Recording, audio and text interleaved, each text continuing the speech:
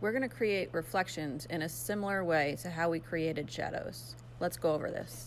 Reflections are not only for water. No, reflections could be on a wet ground. It could be on ice. It could be on a shiny car, right? You need to have reflections on a window. So there's multiple areas where you would need a reflection.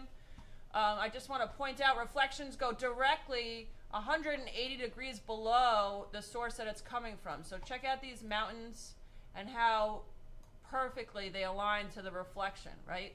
So it's different than a shadow, which goes to the sun rays or the sun location. This is going to go directly down below.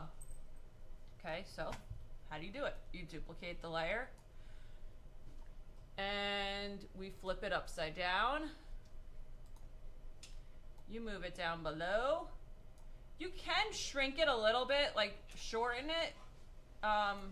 Technically, it doesn't really do that. I usually shorten it anyway, just to keep it shorter. And then obviously I have to erase where it's going over this dock so it looks like it's underneath it. Lighten the opacity on that a bit.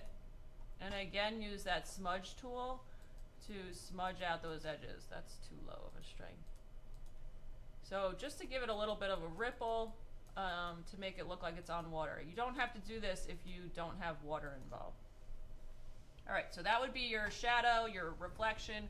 Technically, the order should go the object itself, then the shadow, and then the reflection.